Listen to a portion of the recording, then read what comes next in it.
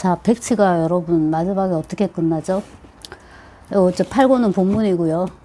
이제 9권은 러시안 책을 정말 경제적으로 냅니다. 여기 1부는 영원한 남편이고요. 그 다음은 이제 그 백치의 여러 메모들, 그 다음에 이제 그 주석, 그런 게 이제 있습니다. 그래서 이제 두 권을 제가 같이 보는데, 백치는 총 4부로 이루어졌는데요. 이제 마지막 4부를 보면, 앞에 이제 그 바르바라랑 그 다음에 가냐 얘기를 좀 지루하게 이제 늘어놓는데요. 핵심은 뭐냐면은 그 3부에서 나스타샤 필리포브나가 로고진하고 같이 떠났거든요. 모스크바로. 지금 페테르부르크에 없는 상태예요. 그리고 이제 주된 배경인, 공간적 배경인 파블롭스크는 사실상 이제 페테르부르크 광역도시라고 이제 할 수 있는 곳이거든요. 자, 그래서 걔네들은 갔다. 그리고 남은 이제 무시키는 아글라야하고 말하자면 썸을 타는 거예요. 그래서 둘이 결혼을 한 해 만에 하는 이제 상황이 되고, 사실상 이제 공작이 아글라야 예판치나, 아글라야 이바노브나 예판치나의 그 약혼자로 이제 통하게 됩니다. 그러니까 이제 그 집안 사람들한테 이제 소개를 해야 되는 약간 그런 문제들이 있는 거예요. 그리고 제가 볼 때 이 부분은 썩 잘 쓰지 못했는데, 정말 너무나도 잘 쓰지 못했어요. 특히 이제 톨스토이의 그런 가족 소설에 비하면 정말 너무 못 썼는데, 예판친 집안의 이제 어르신이라고 할 만한 벨로콘스카야 공작 부인이 있습니다. 연로하신. 근데 이제 가족들끼리 얘기할 때는 할머니라고 불러요. 노파라는 이제 단어를 쓰는데요. 할망구 뭐 이 정도 되는 거죠. 그 리자베타 프로코피에브나가 그렇게 이제 부르기도 하는데, 그녀를 비롯하여 몇몇 이제 집안 어르신을 불러가지고 모임을 갖고, 그 모임에서 이제 그 무시킨을 소개하자, 이런 게 되는 거예요. 그래서 그냥 저녁 모임이 열리고요. 그때 이제 모두가 걱정하는 그 일은 일어나지 않았어요. 다행히. 그게 뭐냐면은 리자베타 프로코피에브나 예판치나 장군 부인이 아끼는 중국제 그 화병인데요. 꽃병인데요. 그거를 이제 안 깼단 말이에요. 다행히. 안 깼다라고 말하자마자 깨버린 거예요. 흥분해가지고. 근데 그거 화병 그거 뭐라고, 사람도 끝이 있는데 화병도 언젠가는 끝이 있는 게 당연하지라고 의외로 예판치나 장군이 이제 가볍게 응수를 합니다. 거기서 끝을 냈어야 됐는데, 그 모임에서 화제가 카톨릭, 기독교, 그 다음에 예수회교도 막 이런 거였거든요. 사실 백치에 너무나도 잘 맞지 않는 주제예요. 그래서 잘 썼다는 말은 정말 못하겠는데요. 그걸로 막 흥분을 하다가 무시킨이 이제 발작을 해버린 거예요. 이 사람 지금 약혼자인데. 자, 그래서 이제 하루가 지났고요. 다음날 바로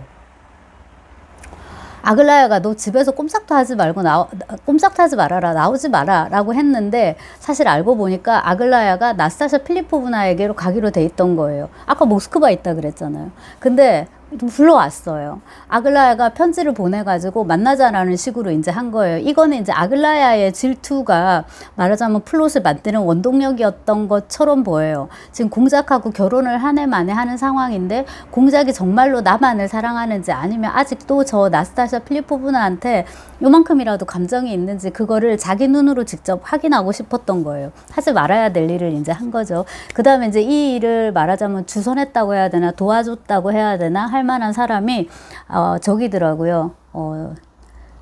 누구냐? 이폴리트였더라고요. 그렇게 이제 일이 아무튼 이제 성사가 됩니다. 그러니까 화병 깨고 뇌전증 발작이 있었던 게 어제죠. 오늘 이제 로고진, 나스타샤 필리포브나, 무시킨, 아글라야 해서 4명이 같이 이제 모이게 되는 거예요. 그리고 이제 대판 싸움이 났죠. 대판 싸움이 나고 아글라야가 뛰쳐나갔는데, 결국 이제 그 무시킨이 아글라야를 잡으러 가려고 하는데 나스타샤가 부르는 바람에 이렇게 이제 남게 된 거예요. 자, 그래서 나스타샤랑 이제 공작이 엮어진다. 그리고 이제 둘이 막 결혼 날짜를 잡고 난리를 쳤죠. 결국 이제 결혼식을 치르게 되는 상황이고요. 그 예판친 집안은 이제 파블롭스크에서 아예 이제 떠나버린 상황입니다. 결혼식을 준비하는데도 막 이런저런 문제들이 되게 많아요. 공작은 지금 나스타샤 필리포브나랑 결혼을 하려고 하면서도 자꾸만 아글라야를 보러 가려고 하고, 그걸 또 나스타샤 필리포브나가 알고 있고, 그 다음에 누굽니까? 로고진이 자꾸만 출몰해요. 로고진이 여기저기 이제 계속 출몰하고 있습니다. 드디어 결혼식 날, 막 전날 밤부터 로고진이 나를 죽인다고 막 나스타샤 필리포브나가 막 사색이 되고 막 장난 아닙니다. 자, 그러다가 결국 이제 결혼식 날인데 엄청나게 이제 화려하게 치장을 하죠. 예쁘게. 그리고 교회에서 결혼을 하는데, 결혼식 시각이 저녁 8시인가 9시인가로 잡혀 있어요. 왜 이렇게 결혼을 늦게 하는지. 여름이고 지금 백야입니다. 그래도 약간 희끄무레해지긴 하거든요. 근데 대체로 보면은 예반찐 집안에서 아침을 먹을 때 할 때 보면 시간이 12시 넘어서예요. 그래서 밤에 늦게 자가지고 있죠. 아침에 느즈막하게 일어나가지고 그 프랑스 소설 봐도 그런데 18, 19세기 소설 보면은 아침이 요즘으로 하면 진짜 브런치예요. 브런치. 아침 겸 점심을 이렇게 먹는 그런 식이거든요. 그렇게 해서 이제 하루 일과를 짜다 보면은 이렇게 저녁 모임이 늦어지는 것도 좀 이해가 됩니다. 근데 결혼식이 저녁 모임인가요? 아무튼 피로연도 하고 해야 되니까. 자, 8시에 이제 결혼식을 하기로, 8시인지 9시인지 이제 하기로 돼 있습니다. 먼저는 무식기 도착해 있죠. 그 다음에 이제 마차가 가가지고, 요즘 같은 웨딩카예요. 마차가 가서 나스타샤 필리포브나를 모셔오기로 돼 있는데, 내려왔죠. 현관으로. 근데 갑자기 나스타샤 필리포브나가 그 군중 속에 있는 누구? 로고진을 보고서 나를 구해달라고, 나를 어디든지 데려가 달라고 막 글로 뛰어요. 지금 웨딩드레스 입고 막 이거 면사포 쓰고 이런 상황에서 로고진을 기다렸다는 듯이 그녀를 낚아채가지고 마침 준비해둔 마차를 타고 불이 나게 달려갑니다. 어디로? 기차역으로. 그래서 파블롭스크에서 기차 타고 페테르부르크로 가요. 그리고 이제 로고진의 이야기를 정리를 해보면 어디로 갈까? 페테르부르크에 도착한 다음에 나스타샤 필리포브나가 원래 묵었던 그 교사 부인집이 있어요. 애들이 되게 많은, 혼자 사는. 거기에 이제 방을 새들어 살았기 때문에 그쪽으로 갈까 했는데, 아니다. 로고진 네 집으로 가자. 왜냐하면 내가 거기 있으면 분명히 공작이 나를 찾으러 올 것이다. 나는 그건 싫다. 네 집으로 가자. 해서 하인들도 모르게 조용조용 들어갑니다. 이렇게 웨딩드레스를 들고 까치발로 조용조용 들어가요. 그리고 둘이 같이 이제 밤을 보냈는데, 아마 잠이 들었겠죠. 나스타샤 필리포브나가. 왜냐하면 그 일은 3시에 있었다고 했으니까. 그리고 깨어 있었으면 분명히 반항을 했을 텐데, 그러니까는 그 반항은 같은 게 남아 있어야 될 건데, 적어도 이제 우리가 검시를 한 건 아니지만, 부검은 물론 당연히 아니고, 근데 이렇게 전체적인 느낌으로 봤을 때는 아마 반항하지 않은 걸로 봐서 잠이 들었을 때 찌른 것 같고요. 뭘로 찔렀냐면 그 정원용 칼을 샀었잖아요. 원회용 칼을, 그거를 가지고서 이렇게 찔렀는데 1.5에서 2 베르쇼크 정도 찔렀다고 그 환산을 해보면 한 7, 8cm 정도 되거든요. 그러면 꽤 많이 들어간 거잖아요. 한 이만큼 이렇게 심장에 찔렀는데, 피는 테이블 스푼으로 반 정도. 테이블 스푼 찾아보면은 15ml인가 이렇더라고요. 그러니까 반이니까 7.5니까 좀 정말 반 숟가락 정도 피는, 그러니까 요만큼 이제 나왔다는 거예요. 그런 얘기는 이제 나중에 로고진이 무식인한테 하는 얘기고요. 그 일은 새벽 3시에 일어났다. 이렇게 얘기를 하죠. 근데 이제 이거는 나중에 밝혀지는 거고, 소설을 따라가면 공작을 보여줍니다. 무식인을 보여주는데, 자, 그렇게 해서 결혼식이 성사되지 못했죠. 어쨌거나 집에 와서 자는 둥 마는 둥 하고, 아침에 7시 기차에 맞춰가지고 갑니다. 일어나서 7시쯤 기차를 타고, 그 페테르부르크까지 가는데 오래 안 걸렸을 것 같고요. 한두 시간. 그럼 오전 중에 도착을 해서, 일단 로고진 집에 갔더니 뭐 모른다, 안 온다, 없다, 뭐다, 좀 이상해요, 분위기가. 자, 그래서 여 교사집을 또 찾아가가지고, 나스타샤 필리포브나를 또 찾아보고, 또 로고진집을 갔다가 그 다음에 어디도 묵어야 될 것 같아서 여관으로 가는데, 어떤 여관이냐 하면요, 로고진이 그때 칼을 들고 그 벽감 같은 데 이렇게 숨어 갖고 있다가 칼을 들고 무식인을 죽이려고 했던 그 여관, 허름한 그런 약간 술집 느낌의 그런 되게 허름한 여인숙 느낌의 그 여관으로 가요. 그리고 이제 방도 잡았고 심지어 식사도 내오라고 했는데, 아, 내가 이거를 왜 시켰지 막 열받기도 하고 그래요. 야, 밥 안 먹고 나가도 되는 거잖아요.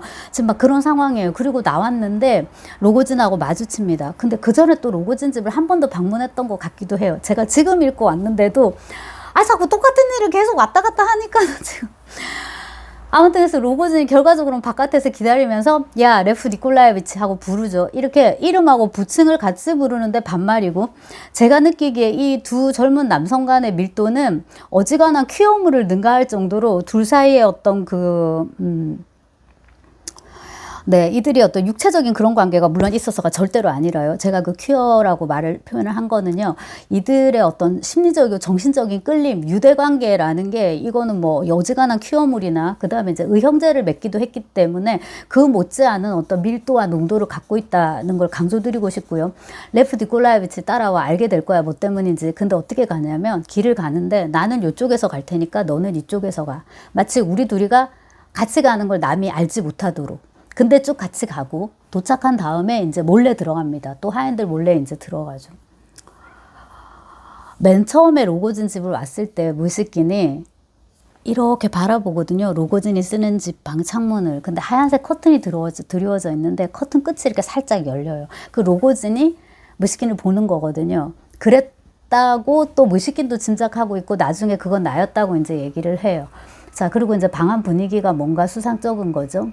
그리고 이제 그 방안이 이렇게 있으면은 침대가 있는데 옆에 장막 같은 거를 이렇게 쳐놨습니다. 단어 2개를 쓰는데요. 제가 장막으로 옮긴 단어랑 나중에 또 커튼이란 단어를 씁니다. 거기다가 이제 베개 같은 거, 쿠션 같은 걸 갖다 놓고 둘이 누웠다가 앉았다가 하면서 이제 미치는 그런 이제 상황인데 그녀에 대한 이제 이야기를 주고받으면서 또 어떻게 죽였는지. 근데 그거를 이제 자세하게 묻지 않고 나사스 필리포브나는 어디 있니? 여기 있어. 어디? 저쪽에 들어가 봐. 들어갔는데 캄캄하죠? 아무것도 안 보여. 그랬더니 보일 거야. 잘 봐. 침대는 보인다 얘. 그리고 딱 보니까 이렇게 하얀 걸로 이제 덮어 씌워 놓은 거예요. 근데 이제 삐죽삐죽 솟아있는 그 실루엣을 보면 어떤 모습인지 짐작이 되잖아요. 어제 그런 상황에서 그녀가 이제 죽었다는 걸 알게 되고 무식기는 이제 로고진한테 너 뭘로 이거 네가 그런 거지. 뭘로? 그 칼로? 그럼 너 처음부터 말해봐. 너 처음부터 걔를 죽일 생각이었어? 어째서?